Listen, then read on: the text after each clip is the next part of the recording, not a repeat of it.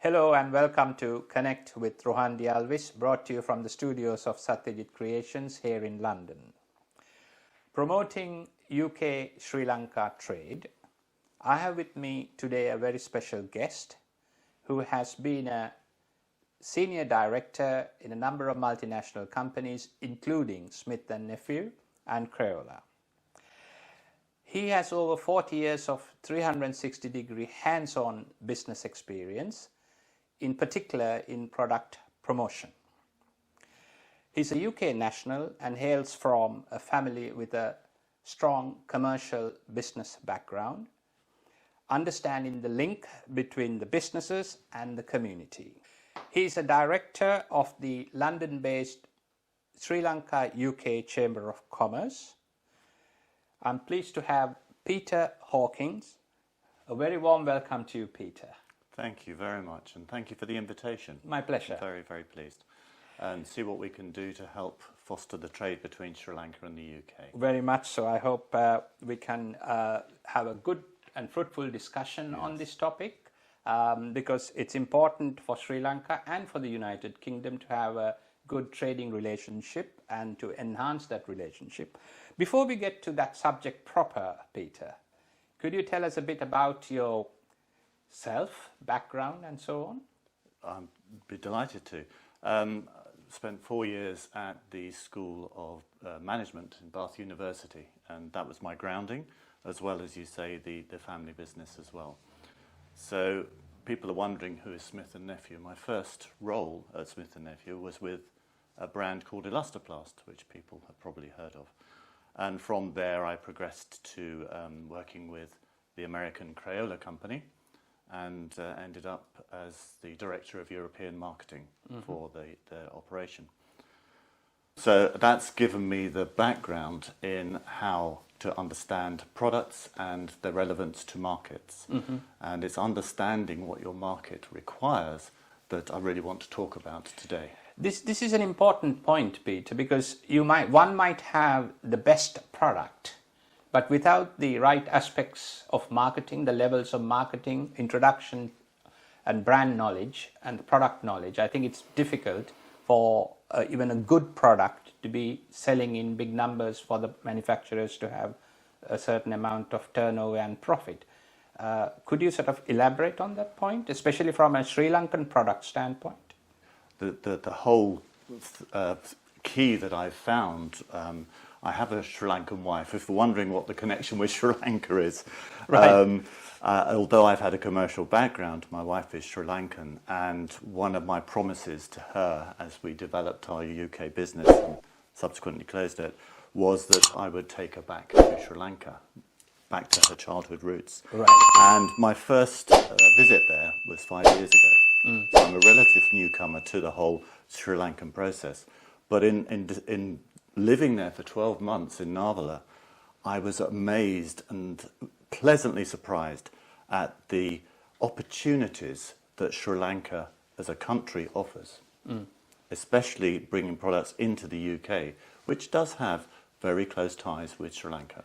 Yeah, it's both historic ties, political ties, and also, more importantly, trade ties.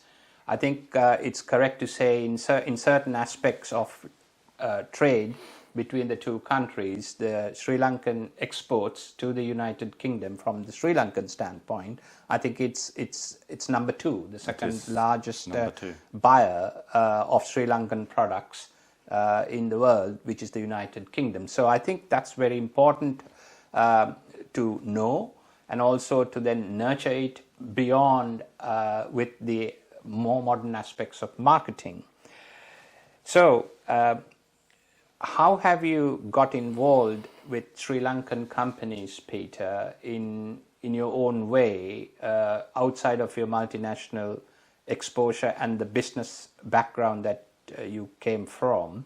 If you can just explain. Of course, John. I think one of the keys is, key factors is that marketing isn't about selling, it's about communicating and developing a brand. It's relatively easy to say, I've got a brilliant product, I'm going to go and sell it to somebody over there. But that won't develop long-term trade, it won't develop ongoing relationships. And that's really what I've been trying to do with some of the Sri Lankan products that I've been representing in the UK. So importantly, I think from a Sri Lankan perspective, we got the conventional Sri Lankan exporter would actually look at the Sri Lankan ethnicity market in the United Kingdom. There is a big market there, but that's a very small segment, I believe, in the UK. In terms of opportunity, I think what is missing from, if you don't mind me saying this. Please feel free, it's an important discussion. What's missing is the perspective to market products to the wider UK marketplace. And to do that, like everything, you need to understand the market. And in understanding that, you can then make sure that the products are relevant and the products perform. And that's what I've been helping these companies with. It's not needed much product development. The products are market ready. But what isn't there is the relationship building and the network building that's necessary to form these business relationships. And perhaps with my years of marketplace experience, I have some relationship building. Very good. I mean, this is very important for our viewers as well to see that most Sri Lankan companies, whenever they want to expand overseas, they look for that local availability of that resource. But here we have not just Peter, but a number of people within the professional circles available on the ground in the United Kingdom, especially Peter, of course, with his almost 40 years of multinational and business background experience. Now, Sri Lanka has a population of 22 million, and the United Kingdom, I think it's about 60 million or 60. It's above, 65. 65 million people. So it's a far greater market than, and also a economically rich or richer market than Sri Lanka. So it's very important, I believe, as you said, highlighted, that we go beyond the Sri Lankan shops, the Sri Lankan enterprises in the UK, to the larger sector. Now, to do that, Ryan, if I can just interrupt very quickly. Please do. Go ahead. To do that, you need the basis of understanding what a UK buyer is looking for. And that's perhaps where I can look at it from a UK perspective, that there are certain expectations that have to be met. Of course, the product compliance is essential, but within that there needs to be stability of quality and stability of availability. Two fundamental issues before we even get to talking to a consumer about some of the real benefits that these products have. So just to, if I may ask you to elaborate on these two aspects, I think the product quality is universal. It's important to have the right quality. Right. But you mentioned availability. From a Sri Lankan context, looking at it from the United Kingdom, what does it mean in real language? If you're going to ask a UK outlet, a wholesaler, retail, to take on board your product offering, then the one thing that has to be paramount is providing stock at the time that it's needed. So it's a continuous supply. You can't say that there is a drought or there is too much rain, we can't supply the goods. One of the key issues is if you've got a website, if you're printing a brochure and the catalogue is featured in there, the last thing you want your customers to hear is that the product's out of stock, of course. Now, if I may share a business experience, not necessarily me personally, a number of Sri Lankan companies send or export coconut water in cartons. Now, Philippines is also a very large-scale major supplier of coconut water. Now, the supplies from Sri Lanka tend to stop whenever there is a drought. But the Philippines manages to send not only to the United Kingdom, but also to the United States. Now, of course, don't get me wrong, there are a few companies in Sri Lanka who have who are able to supply on a continuous basis, Yes, continual basis. However, we are talking about the small to medium sector. Yeah. So it's an important point. I'm very happy that, or glad that you mentioned it. The supply, the logistical continuation of it. So how do we as a country overcome that? I mean, it's a difficult question because we are on this side of the water here, but some form of practical advice. Can you sort of? I know it's outside of marketing, but it's a frustration we have on this side. It's not really outside of marketing. I mean, one of the principles is having a product in the right place at the right time, and clearly you need to have product supply to achieve those objectives. Given that, I think there's a step back from that, Charles, as well. Why would a UK buyer look at coconut water from Sri Lanka compared to the Philippines? You've mentioned supply as an issue. Is there a better... sorry, I'm talking now because I'm not an expert in coconut water. But is there a difference in the quality between the coconut water from Sri Lanka and the Philippines? Is the packaging compliant? What are the shipping costs? Are there any... Sri Lanka, I believe, has far fewer barriers to importing into the UK than perhaps some other countries do. So there are certain things that we can look at in terms of product benefits that are relevant to the UK market. And it would be building that picture to the UK market that's vital. And that's what we really need to concentrate on, building a credible long-term picture that supports the Sri Lankan story. Very insightful, valuable advice, Peter. I appreciate it very much. I could see on your display here a number of Sri Lankan products. What are they? I can see some dolls, some soft toys or rubber-based toys. What's that? Just the background. I know they're soft rubber toys. These, I have to now do a little bit of my own promoting them, Charles. Okay, thank you for the opportunity. This is a brand called Tikiri. So while we were, my wife and I were living over in Narvala, we just met lots of wonderful people. I can't speak highly enough about the Sri Lankan experience. And talking to people, we were discovering all these opportunities. And even though I was semi-retired, I can't sit still. And here we have a brand called Tikiri. It's a rubber-based product. It's a nursery product. Being sustainable, it has a great narrative behind it as well. Non-toxic, of course. And it's perfect for the UK market and how the market directions are moving towards sustainability, natural products, and of course, something that is different.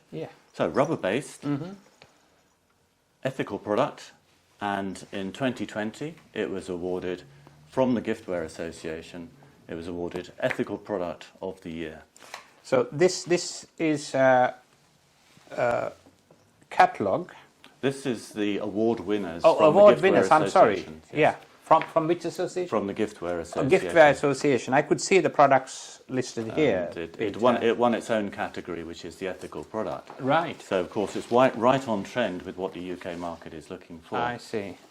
And the problem, it had been available in the UK for a couple of years, but, of course, communicating that has been fundamental to bringing some awareness to it.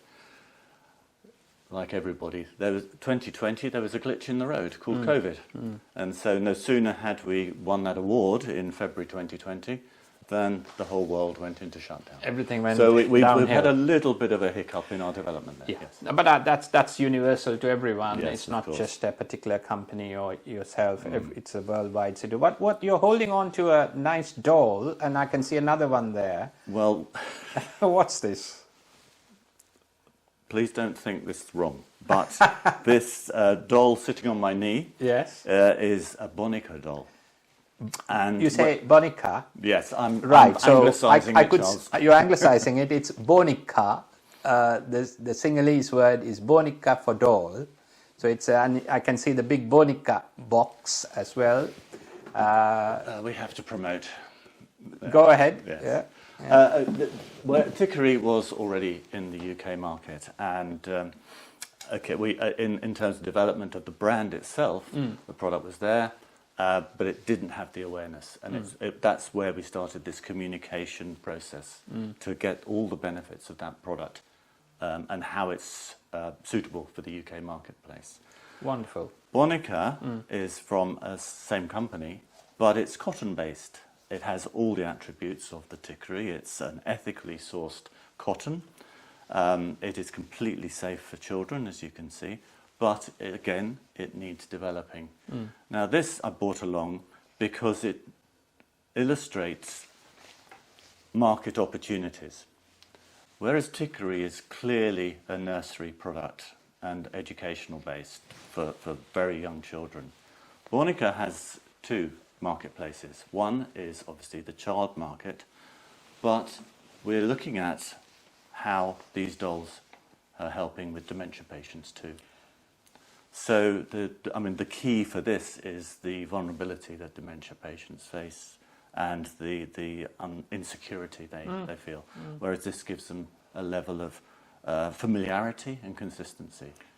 I see. So it's not just the toy and the children's market, but also there is a different niche in the dementia patients and people who, and that's the message I'd like to get across, that you might instantly think dolls are for the children, but understanding the market and some of the market opportunities. Yeah, I must confess I learned something today, because I even thought always a doll or a bonica is for little children, but here, using the marketing aspects, you have identified a niche area in addition to the general area of sale, which is the dementia sector.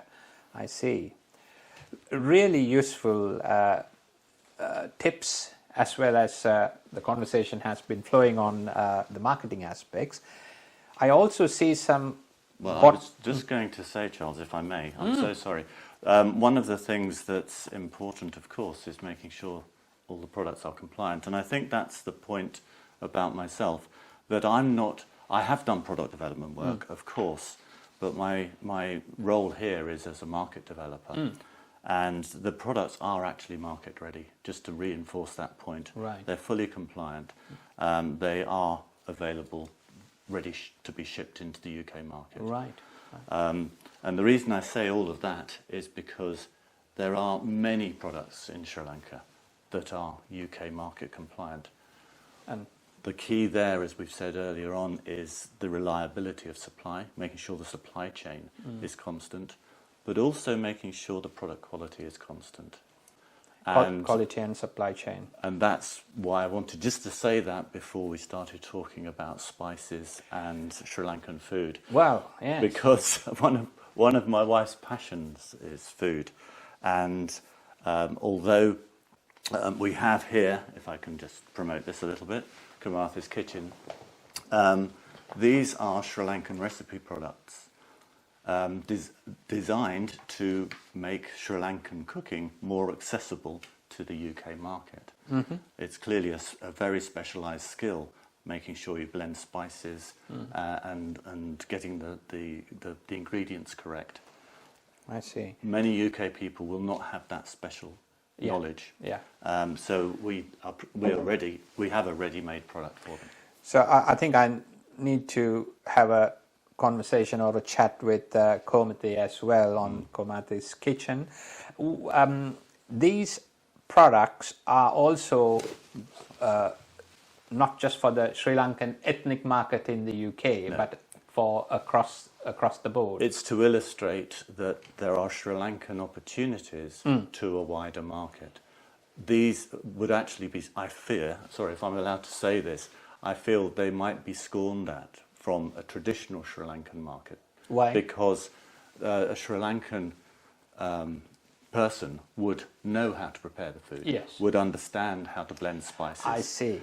Right. This is for people who don't have those expertise. So just to give for our British viewers, it's a bit like the chicken tikka masala you find in the United Kingdom, and when you go to India, that chicken tikka masala doesn't taste like the ones that we taste here. So I think that's the point you're getting at. Exactly. Right. That, No, but that's very important, because from a marketing standpoint, we are not necessarily looking at the Sri Lankan ethnic market here, which is very small in comparison to 65 million people in the United Kingdom. So you need to reach out to the international world, and that's where you thought where these products that you're promoting stand out. It's very fashionable. Ethnic food is incredibly fashionable in the UK. Indeed. You know that. Yeah. And if we can bring Sri Lankan awareness to a similar level to, I won't say Chinese and Indian, but if Korean and Japanese and so on. Absolutely. No, Peter, I mean, if you and I will remember this from, say, 20 years ago, Thai food was very unique, not popular.